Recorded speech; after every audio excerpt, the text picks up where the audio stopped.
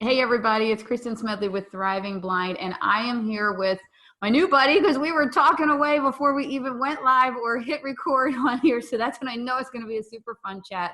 This is Ed Garcia from the Lighthouse of San Francisco. I am so excited to talk to you. Ed, I think we connected on LinkedIn, am I right? That's right. I got a chance to see you on LinkedIn and connected with you, and then I started reading about you and looking at your TED Talk, and just was amazed with the amount of work you're doing out there. So, Well, that's the power of social media because, 20 years ago, we're going to talk, everyone, we're going to talk about Ed's journey and how he got into the work that he did. And I think most people know that my journey in the blindness community started 20 years ago with the diagnosis of my oldest son. And there was none of this. There wasn't this. That's why it's always amazing to me. And people are like, why are you on every social media platform? Why not? I connect with people. I was on the phone last night through WhatsApp because all the other countries use WhatsApp with someone from Tanzania that is a woodworker that's going to be involved in our summit. Like just the beauty of being able to connect like this. And LinkedIn, everybody always says, do you really make connections on LinkedIn? Yep, I sure do. So that's great that's where we connected and we were able to meet and see each other's missions. And that's why I think it's going to be, it's such a unique point of view that you have from two sides of this story, of the journey that a lot of our fans and followers here at Thriving Blind are going to be so interested in. So let's start with the work that you do now at Lighthouse. Tell people, because I don't know that everybody is up to speed on all that Lighthouse does. yeah, well, the agency's the mission is to enhance and better the world for people who are blind, and also the deaf-blind community as well. Um, my job is to do all the recruiting and hiring for the agency. So whether it's for an executive position or for a warehouse position, we're pretty unique in that we have a downtown office, 11-story building in downtown San Francisco, Oh, in the cool. financial district, and we also have a factory, a plant where we manufacture toilet paper and The hottest commodity yeah, on the and the other screen. item is disinfectant and cleaners. Ed, Um, why did we not do this interview before COVID hit? I I could know. have had a whole thing going on. Well, I the would funny have thing changed is, businesses. yeah, but we don't sell wholesale or retail. What we do is we have government contracts. Mm. So we have contracts, for instance, with the military. So we contribute to the meals, the MREs, the meals ready to eat. We have paper, paper towels and toilet paper type things that fit into their MREs. Wow. Uh, we also have, we also do, like I said, larger rolls of toilet paper. One of our bigger contracts is federal prisons, because we provide disinfectant that's really effective against a lot of the viruses that are out there, including the big one that's out there now. It's being certified to kill that. But it's also the reason initially for the factory is to put people who are blind to work. In San Francisco over 100 years ago, if you were blind, most likely you were homeless. You were living on the streets because Yeah. nobody would want to hire a blind person because they didn't think they could do the work. Yeah. Uh, and there were some really intelligent people that put together a factory where we can start putting people who were blind to work, and started off with simple things like making um, baskets and making brooms and things like that, just to get some job skills that you could put on on a resume and talk to someone else and get a even larger job if that were the case. Nowadays, we hire people there to work on our plant where we do the disinfectant cleaners and the toilet paper. Mm-hmm. I'm always hiring blind people for our factory. I mean, right now I have a work order to hire 8, for instance. So it's ongoing and constant. In addition to that, we have a 311-acre, what would we call it? It's a camp, Enchanted Hills Camp in the Napa Valley, the wine country. Um, Wow. and in there, we have a great facility that has a pool and a little lake and a bunch of cabins and horseback riding, archery, and we have different classes there. in the summertime, we'll have 6 to 8 sessions where could be younger kids, could be teenagers, could be young adults that are there for blind training, and learn different skills, different skill sets, and then you can do it in a fun environment too. So Yeah, we're yeah. pretty diverse, and at our headquarters, we do, we train on assistive technology so people can get back to work, be able to use their phones, train them how to use their cell phone and all the technology that comes with a phone that people are unaware that it's actually there.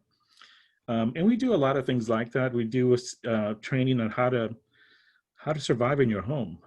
When I first lost vision, it was tough going back home and finding things like the buttons on the microwave and Mhm.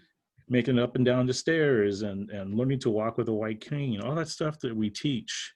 And it's in order to get them to be independent again, including we have a work immersion program, employment immersion program, where we teach them to write resumes, cover letters.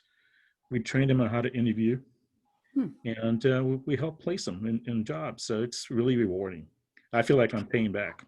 I have a million things I want to unpack with that, but first, since you already touched on it, Mhm. let's go through how you got to this work. You mentioned that you're visually impaired yourself, and I'm Right. certain that people that are listening did not realize that as you're talking about all the services you provide for blind and visually impaired folks. So tell us a little bit about the story, the parts that you are up for sharing tonight, and how you got to this.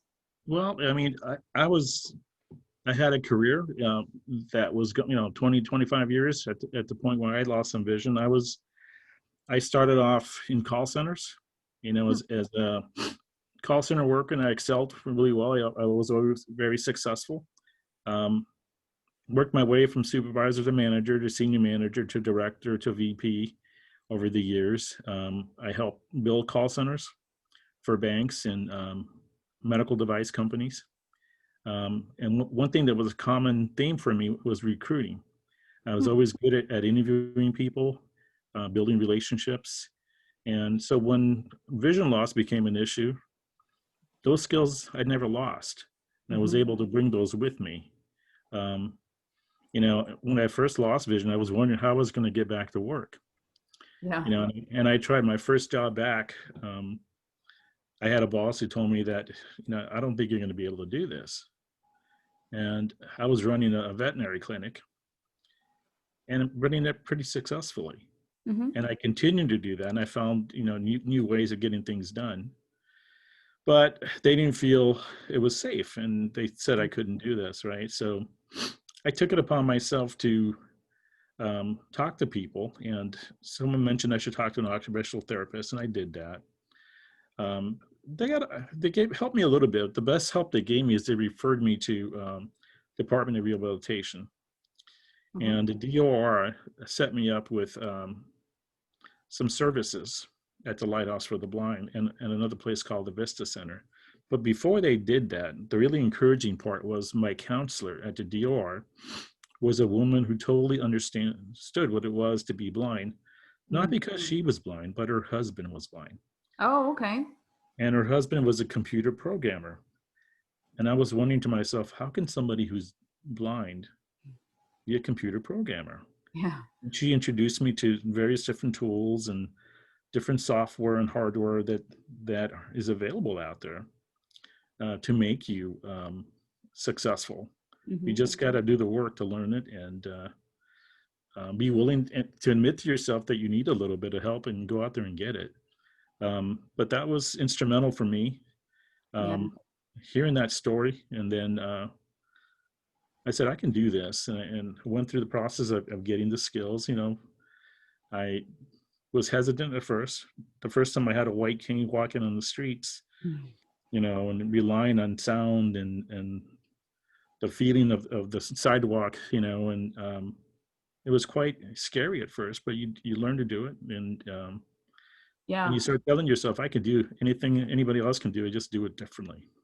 So let me ask you, so you were what, you said 50 when all this happened? Is that right? Right, So right, you go 50 years learning to do life a certain way, and then you right. got to switch gears. And you're saying you just got to tell yourself, that you have to change and learn something new. Is that something that is a part of you, that was always a part of you, or was that something new that you just decided at that point in your life you were just going to have to do this? Like, were you always a resilient, oh, okay, I'm going to try something new? I like to think that I was. I mean, I was always an athlete. Um, Mm. I did everything from play baseball, play football. I was a boxer at one point. Um, and you know, I'm not the tallest person, so somebody would say, "Hey, you can't do that. You can't guard that." But like heck, I can. I always told myself I can, right? Go ahead and say I can't. Yeah. Yeah, yeah. And I was always driven to prove that I could. Mhm. Um, and I always did really well. So when this happened to me, literally overnight, I was determined that I wasn't going to sit there and pout and you know because I see people who are blind and they're able to get things done. I Yeah. just had to figure out how they did it, and I was blessed. I ran into some good people, and once I got to the Lighthouse for the Blind, I took a few courses there, met some fabulous people, and I attended their employment immersion program as a student. And by attending classes there and going to the building and meeting people, I established relationships because I know me. I'm going to talk to people, and hey, what do you do here, and so forth. And while I was there, they have an optometrist in the facility, and got some tests done, and she also gave me some great advice and introduced me to some more people there. And before you know it, they were talking to me about a job. Mm. And one thing led to another, and I'm able to pay back now to this organization that helped me by bringing other people who are blind and give them an opportunity for jobs. And sometimes if it's not for jobs, encouragement on how to go about doing it. Oh, And I think sure. it's really Yeah. important too. That's how I feel now. That I'm so glad that you brought that up, because I don't know that I've talked about this that much. Is all the work I do now, it is like it's repaying the community for bringing me along all these 20 years, and being, finding the moms and the dads and all the people that are in my book that were my role models for raising my boys, and the role models for my boys for how they could still live successful lives. So that is exactly how I look at it too, to give back to the community that carried me so far. Before we came on, before I remembered that we were going to have this conversation with everybody, we got so into talking. And one of the things I wanted to talk about, wanted to put on pause until we could have the conversation with everybody else, is the fact of you were saying how, oh gosh, I couldn't imagine not having the life that I had with sight and everything that, I went through as a parent. But the interesting thing is, I really have to, and I have to remind myself a lot, my boys have never known any different, so for them, when I say, oh, I just met so-and-so, and their son at 17 is going blind, and they're like, oh gosh, that must be hard. Where people think, well, you guys never had any vision. That must be hard. Like it's a different journey getting to that point of the no vision piece. But I think that I know from my guys, they've created what things look like and whatnot in their minds, and they create a different kind of memory experience on all the other pieces, so they still have these full lives and memories and stuff. They did have more vision when they were little than they have now, and they do remember some things, but for the most part their lives have always been that they've relied on everything else. So I found that interesting when you said I can't imagine, and they say the same thing, I can't imagine somebody else's journey, which makes it all that more important that I can imagine families walking into the Lighthouse and meeting somebody like you that has walked that walk, because I've been there. I've been there for the years that I didn't have anybody, and how literally dark that was for me. And then when you start meeting people that are either maybe a year ahead of you, 10 years ahead of you, and the experience and the I think it's kind of a human thing, though, a universal, when somebody can say, I know exactly how you feel, I was there too. and let me tell you how to move forward. It's one of the, I think that's one of the greatest things in the world, to be able to meet somebody that can say that for you. Absolutely. One of the things that I'm really blessed with, and right now we're working from home because of the COVID situation, but when we're all working together, I work in a building where almost half of our working employees are blind. Mm. And one of the things that I've learned is that there are so many variables to being blind. Mhm. I mean, we have people that are completely blind. We have people that can see some a little bit. We have people like me that have, tunnel vision. I have a little bit of vision right in the middle. Mhm. Um, I have people that could only see in the periphery and not in the middle. It's just amazing how many different types of blindness there are. We have low vision people, and then we have the deaf blind as well. And everybody's got their own perspective on how they got there. And sometimes we'll sit there at lunch and some of us will talk about our situation. And we'll be, having lunch, 3 or 4 or 5 of us, 6 of us. And sometimes it'll be somebody who's sighted. And we're all comparing things. And, Mhm. I have memories of when I was a kid and growing up. I'm a native of San Francisco, so I grew up and I know the city like the back of my hand. Mhm. And then we have people that are new to the city, and they tell us about their experiences going around town and doing it blind.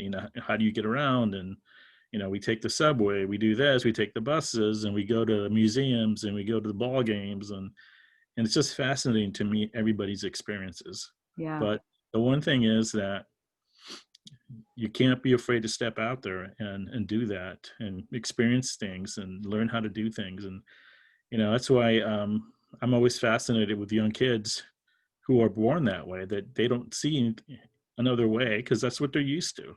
Yeah. And we feel sorry for them, but you know what? They don't feel sorry for themselves.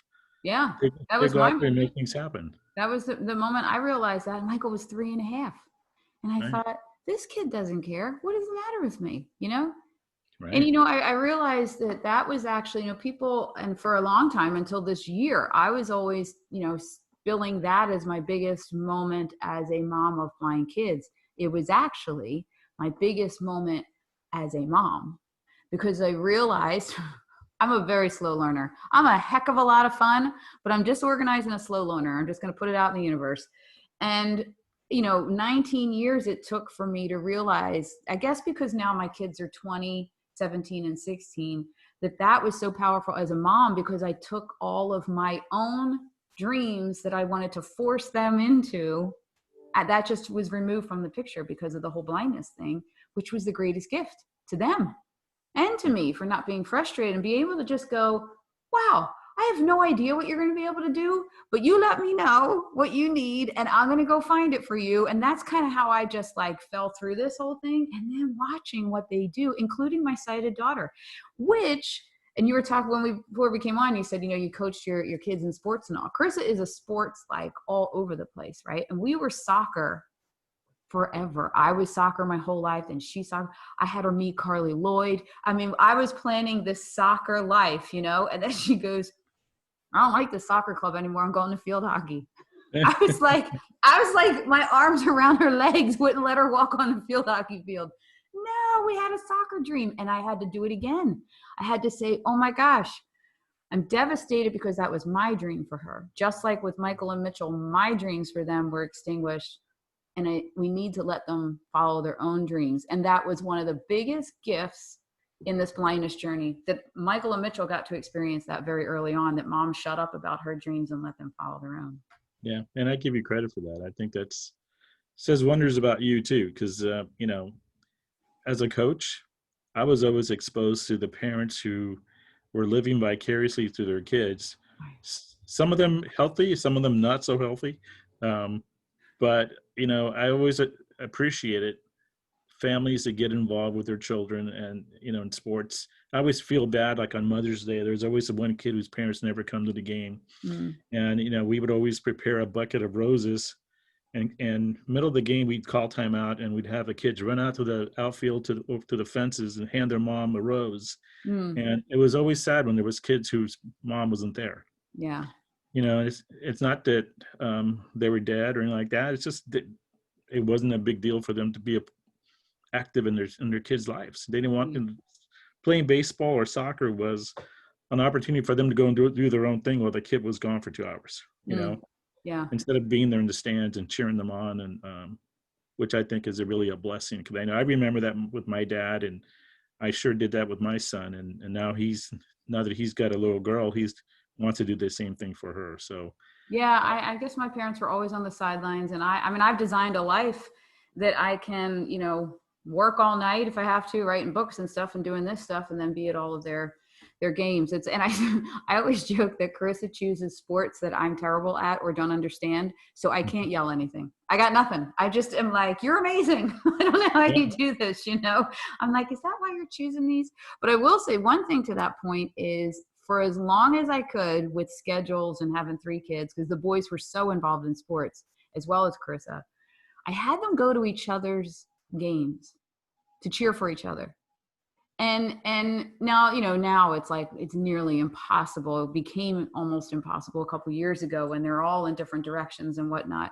But I think that was a big thing. And Carissa went to the blind sports when the boys were in blind sports, and learned a lot of the mechanics of teaching them different things. And then we did have you seen goal ball? That sport? yes. My boys are like obsessed. Mitch actually went out to the Team USA headquarters to play last year. They are obsessed with that sport.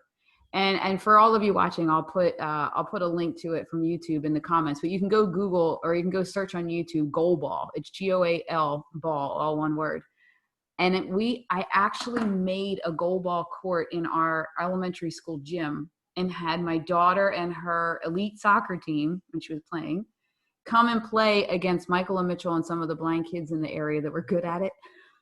I gotta tell you, the blind kids demolished Chris and her friend. They all came in like they're the talented athletes. They didn't know what was going on, and then they got real competitive about it. They wanted to play every week to figure out goal ball. It is a great game, but Chris has been lucky enough to have experiences like that where she can really immerse herself in what it is that the boys, what they're doing. I know a lot of people say, oh, put on like a shield or something over your eyes and you can understand what blindness is like. And we're like, don't do that. That you need you mentioned earlier, the skills and the tools first.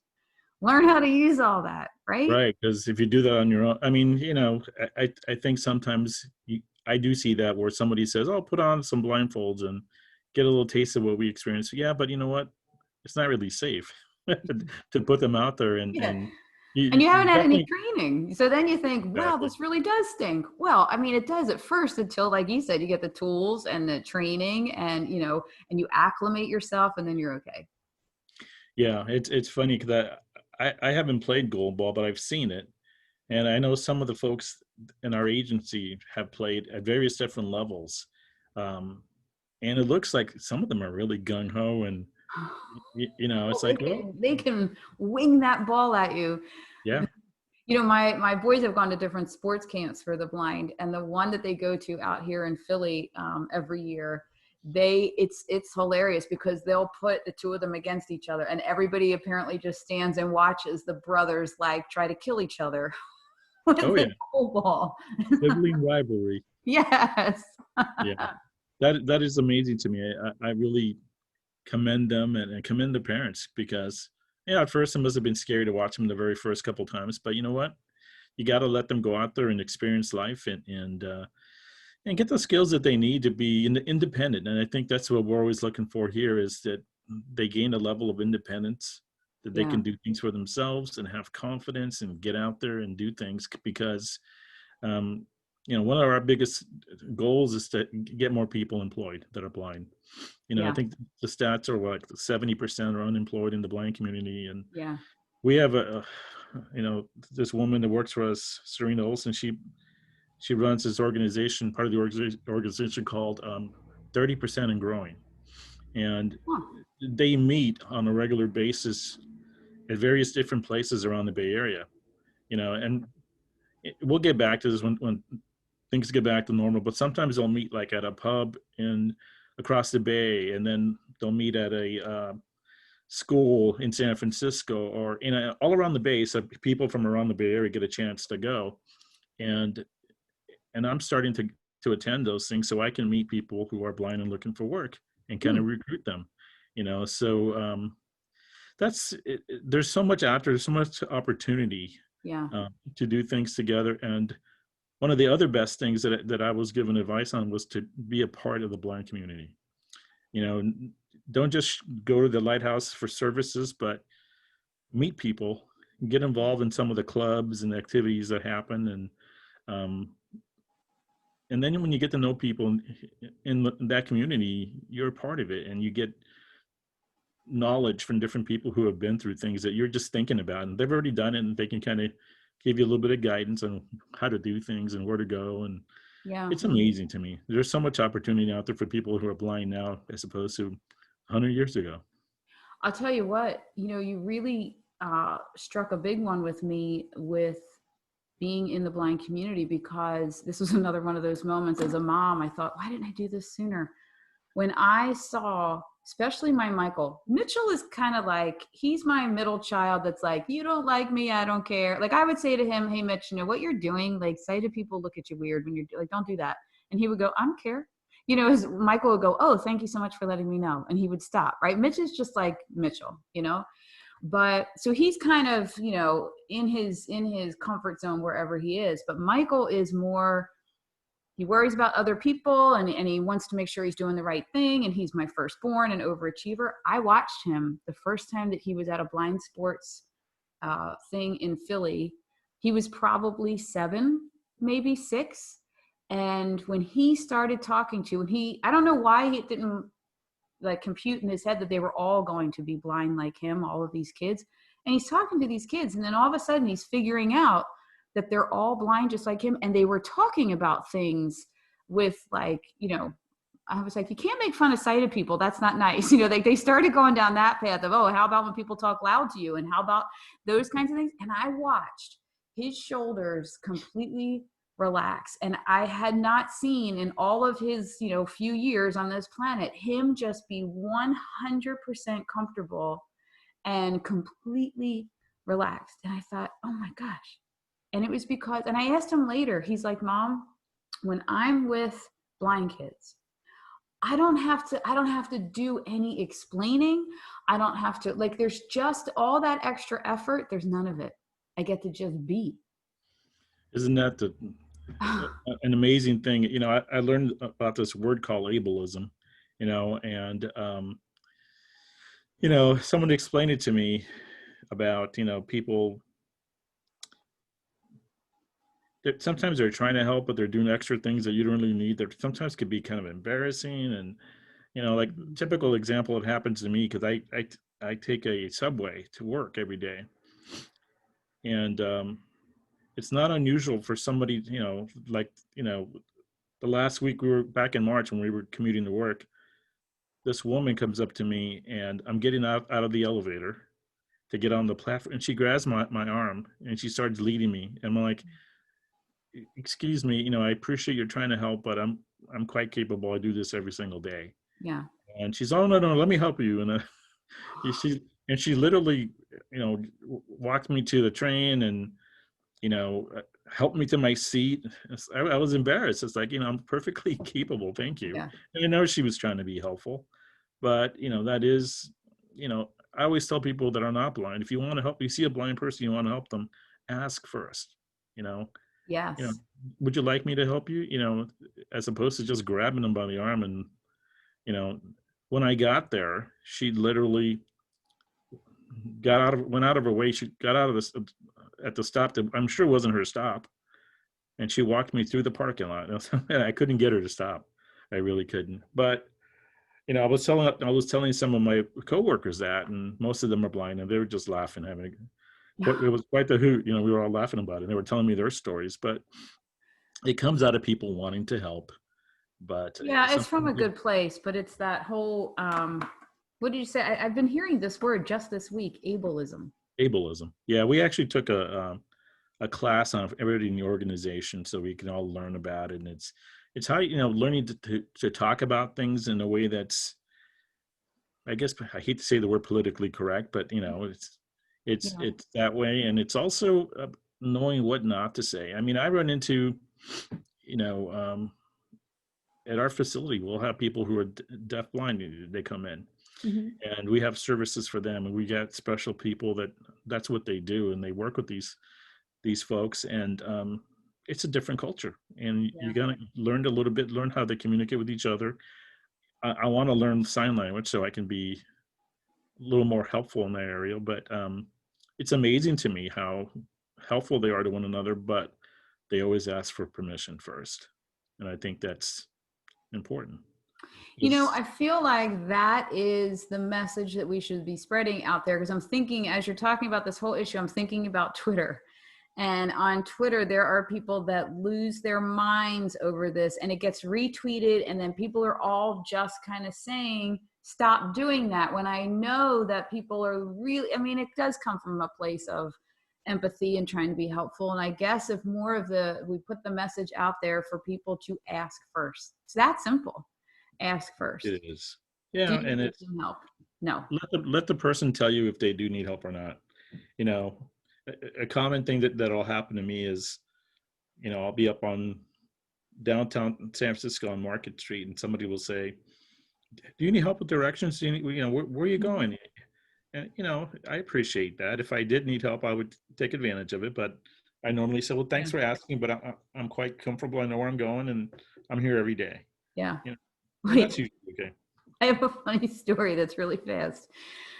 The girl Maureen that's in my book, she told me a story of she lost her vision at 17, and she was not at all happy about it. Like, she was so anti anything blind, right? And she tells the story magnificently. I was laughing so hard, but she said, and she's actually from our town. She's in Colorado now, and actually had my son's mobility instructor. This woman Jody, she said, poor Jody, because when they do the mobility instruction in high school, they go down in the city of Philly, they practice the transit and all, but the mobility instructor sits a few seats back and walks steps back just to make sure they're safe, and they have to practice all the techniques. So of course they were supposed to, like, get off of the subway or whatever, or the train or whatever, and get to a certain address, right? And on their own, independently. Maureen was supposed to do this independently. So she said, some woman comes up to her and says, "Oh my God, do you need some help?" And she was so frustrated with being blind. So she goes, "Yes, I do." And the woman walked her all, like, the 12 blocks, wherever she had to go. She Right. said the mobility instructor was spitting nails behind her. She's not allowed to do that, but she just didn't want to deal with blindness. You know what's funny though? Maureen now is at the Colorado Center for the Blind, and she is working with all these people that are not happy about going blind. She's like, I wasn't happy either. Look at me now, but Oh yeah. I mean, I sure wasn't happy. I definitely was in denial. I kept thinking that it was going to go away, and I went as far as I had a couple of surgeries. I thought, oh, for sure, this is going to solve the problem, and mm-hmm. it doesn't. But the only thing that helped me is I got a little bit more color now than I used to. Oh, Uh, but on one of those funny stories, I don't have as much uh, vision in some things, like in contrast. Contrast vision's kind of been affected a little bit. So if I'm looking at you, if we're sitting across the table from each other, mm-hmm. I might not be able to see freckles and you know your eyelashes or stuff like that. And Uh-huh. my wife said to me the first week that I was home, after getting out of the hospital and stuff, she said, "Oh, so you won't be able to see my wrinkles as we get older." That's a good thing. So it's funny, and all her sisters have said the same thing to me, and it's kind of funny, but That's a um, perk. yeah, I guess, but I would rather see them, Yeah. but Yeah. you learn to adjust, and obviously I can't drive anymore, although one of my eye doctors insists that I can. I think, Seriously? yeah, I don't get it. He doesn't seem to get it either, because I don't know. I don't want to go there because he's a great guy, been very Yeah. helpful, but you know, I know I would not feel comfortable behind a vehicle that I could possibly hurt somebody. So I'm Yeah. not going to go there. And I got a nice sports car that's sitting in the garage that is not being used, but um, Well, I'll Yeah. tell you, speaking of driving, my friends are kind of cracking up because, I have the two boys, and now Carissa just turned 16 and I'm doing driving lessons with her. And I was out of my mind the first couple of times, and they're like, yeah, we've been doing this for years. Why do you think we all went gray? I'm like, oh my gosh. And one time went to a concert with Michael and all of his friends. They were like 18, I guess. And the one guy drove us all home, and I just had not been in a car with teenagers like that. There I am. I mean, they put me in the back seat. I'm like, what? Why am I in the back with all these wacko people? But it's just bizarre to me to be, now I got a car shop, and I'm like, how much is car insurance for kids these days? It's a whole new world. Yeah. I mean, I went through that with my son, and I have, like I said, I have my sports car waiting for him, and he lives in your neck of the woods now. So, Oh, that's right. yeah, I've been telling him, well, if you move back, you can have the car. That's one way to get them back there, huh? Well, it hasn't worked. Yeah.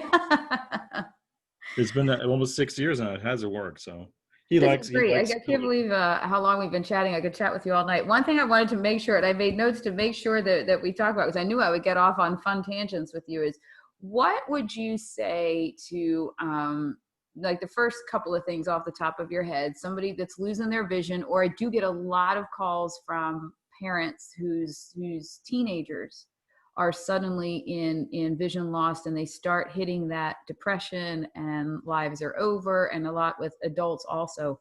What are some things, from your personal journey or the work that you do that you would, offer to them? Well, I think one of the first things that I would say is I've been there. I know it's not fun, Mm. but the best advice I can give you is to stare this down and you know tell yourself you're not going to let this beat you. You have, everybody has a competitive nature, Mm. and you want to face the challenges and find ways to overcome it, and get involved with people who have been through what you're going through.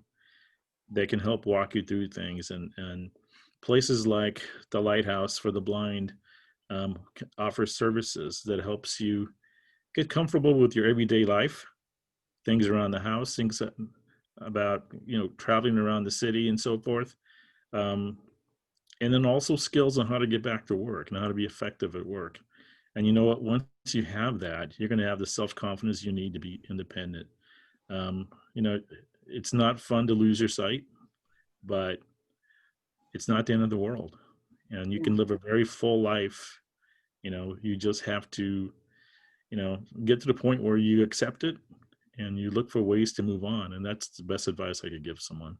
I think my favorite thing of what you said, and it's another thing that I have not heard it said like this, is to not just get back to work, but to be effective. I think that that's where a lot of the stuck in the sadness and frustration roots in, because we're all trying to, shuffle these folks back into their life, or just to do something, and they're not feeling effective because we're not going to the next level for folks that have lost their vision. We're just trying to, like, okay, I guess get things back to maybe sort of normal, and it really has to be effective, Yeah, I mean, meaningful too. yeah, one of the big things that I did was I decided I was going to change my direction at work. um, Not because I didn't think I could do it, Mm-hmm. because I wanted to do something that I really loved. So a good friend of mine who used to work for me at one point, she came up to me one day and she said, "So what are you going to do now that you've taken these courses and you're kind of ready to go?" And I said, "Well, I'm looking to see what I want to do. Do I really want to manage an organization again?" Because I had 150 people at one point, with 12 managers and supervisors and all these other people. And so I knew that didn't want to do that again. But the part that I always enjoyed was recruiting people, Mm-hmm. hiring people, sourcing talent. I really enjoyed that. And she says, "Well, that's what you should do. You know what? You're really good at it. Hmm. You recruited me, and Lord knows I didn't want to go into this line of work, and you recruited me."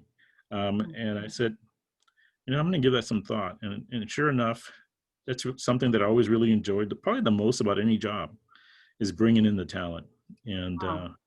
looking at an org chart and being able to say, I hired all these people over here, and look at they're moving up in the world, and I had something to do with that. So that's very rewarding to me. And Yeah. I think that if you find what you like to do, and my dad used to say this to me, it doesn't feel like you're working that much when it's something you enjoy doing. True, right? It's true. It's Yeah. absolutely true.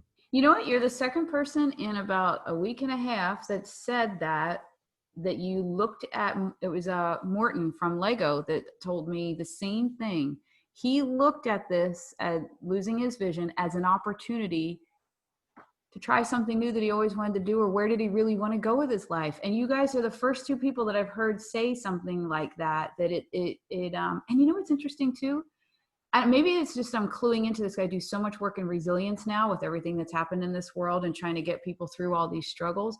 But man, isn't that the truth? That if you get knocked off the plan and the all the goals that you had for yourself, and that all gets extinguished, it is an opportunity to take a look and see where maybe you want to try something different, and learn something new. And I think that when you do it, that little shift in your mindset is the game changer for the fact that we are sitting here and you're smiling and lighting up over talking about your journey now, and somebody else that didn't look at it that way is still trying to fit that mold that they had those plans, like I was with my son all those years ago, and couldn't get to fully happy and acceptance because I was still driving down the same street that wasn't meant for us. Yeah, and in some way you kind of you're in mourning for. I think I heard you say this before. You're mourning the life that you thought you were going to have. Mm-hmm. And I know I went through that. Mm-hmm. I had things that I wanted to do that I can do now, but differently. It's not going to be the same way. But it doesn't mean that I can't do everything that I want to do. I'm just going to have to find new ways to go about doing it. Yeah. Yeah. And I And think that's the case in I mean, when I went through divorce, I could, it sounds ridiculous now, I understand. However, I was so in the pit of things because I'm such a planner. I was like, I'm never going to have a 50th wedding anniversary. I couldn't move past that one goofy thing. I'm never going to have a 50th wedding anniversary. I really thought I would have one. Who cares? And once I got out of that, wait, I thought it was going to go this way. And then, like you said, looked at it as an opportunity to totally switch gears and reinvent the next couple of chapters. And where I've gone since then is unbelievable. So I guess it even transcends blindness, but blindness is a great place to tell this story of, if you just look at it differently and find what it is that you might want to explore and get the tools and training you need, and then see where you can go. It's the same thing with anything that takes the wind out of your sail. yeah, you just got to, like I tell people, find a different way. Mm-hmm. It's out there for you. You just got to, that's why, with blind folks, I always tell them, get immersed in the blind community. There are so many people out there that if they don't know a solution to the issue that you're having, they'll know somebody who does. And it's amazing to me how, if I'm trying to figure out how to do something, sometimes I'll use LinkedIn and I'll reach out and I'll put a question out there. Does anybody in the community know how to do this, or somebody who could help with this? And, you get an instant answer. But it's also just exposing yourself to people who know what you're going through and being honest. And you've got to be self-aware and realize that you are mourning some things. God, I can't even tell you how much I really missed a lot of things. I miss coaching because I guess I might be able to find another way, but I miss coaching and throwing batting practice and doing all those things. But it's dangerous for someone to throw me the ball now, because I can't track it like I used to, and driving and things like that. But you know what? You find another way. Yeah. You find another way to get things done, and you find other interests too. I mean, I'm so interested in giving people an opportunity who need a little assistance in finding work. And I'm very grateful and blessed to be where I'm at right now. That's fantastic. And I am so grateful of the work that you do to help with this whole unemployment statistic, because it's the thing that's driving me crazy the most now, simply, I guess, because Michael is so close, to graduating college, and he's already had twice in about 7 months this year, missed opportunities for jobs simply because of the bias of people think, oh gosh, it's going to be unsafe, too expensive, or can he really do it? So he's starting to experience the real world. And, so I've ramped up this whole changing perceptions and starting to really tackle that piece of it. I always say to my kids, can you guys go out there and do all this for me? So is there going to be a day that I can just sit on the beach and do nothing? They're like, yeah, I don't think you have it in you to sit there. Yeah, no, but it sounds like your kids are very healthy in terms of Yeah. understanding that. And, he's experiencing some things that are biases nowadays, but there are ways around it. And there are organizations that do what we do on the East Coast. And, I'm sure that he'll find something. And if not, he can come out to the West Coast. Yeah, he ended up finding, what's funny with him? I said, look, okay, you didn't get the one job in Colorado the problem was every one of his friends in his major were all going to Colorado for this, these all were getting jobs with this one show or venue or something. And he didn't because they had this whole issue with him. So then he ends up getting this other job with these folks in Kansas City. And he did the interview here. I think he was on Zoom. And I was walking down the hallway and heard in his room, he was laughing, this belly laugh, like that is just true Michael. And it's the interview. And I thought, well, afterwards he goes, those were the greatest people. They got to know him. They were talking about, and I said, don't you think that this worked out the way it was supposed to? Like, you're going to be with people that are more, that you'll thrive with, that are more your jam kind of thing, as opposed to you just wanted to go to this one group in Colorado because your friends were going. Lo and behold, everything got shut down, so it didn't matter. But and then he created a podcast with a friend when he was sitting at home with nothing to do during COVID, and all the work I've been doing in podcasts and shows and all, doesn't Michael come along? He's on the podcast for maybe 2 months, and the Penn State picks him up on the radio. He's got a radio show now. Amazon sends him an invite to their brand new platform for podcasts. Well, it shows initiative on his part, and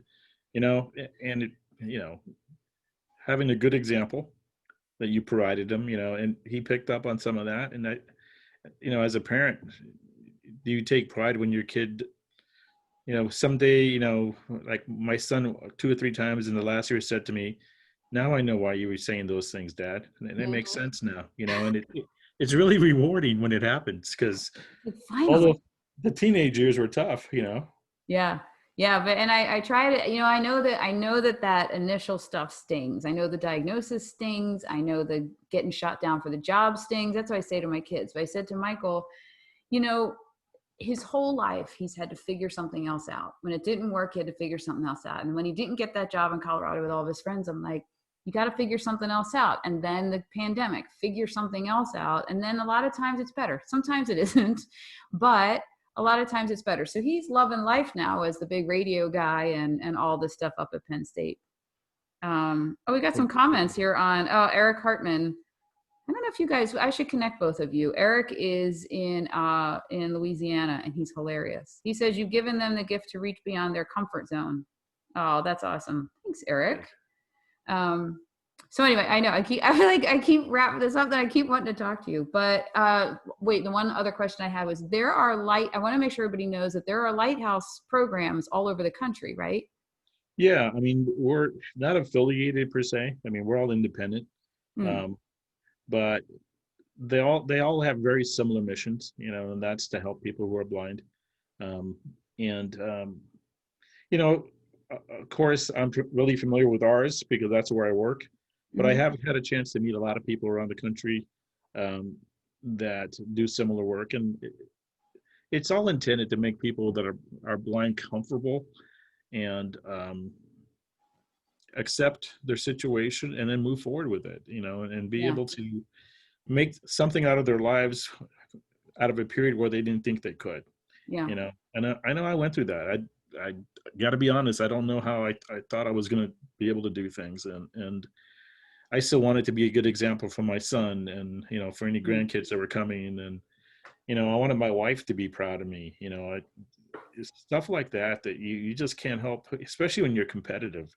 You don't want to sit there and I'm not the type of person that can sit at home and not do anything.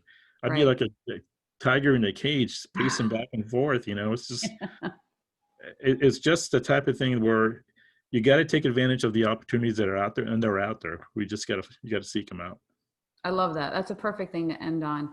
Where can people, if they have questions about Lighthouse or vision loss in general, can they just reach out to you? Absolutely. You can reach out to me either on LinkedIn.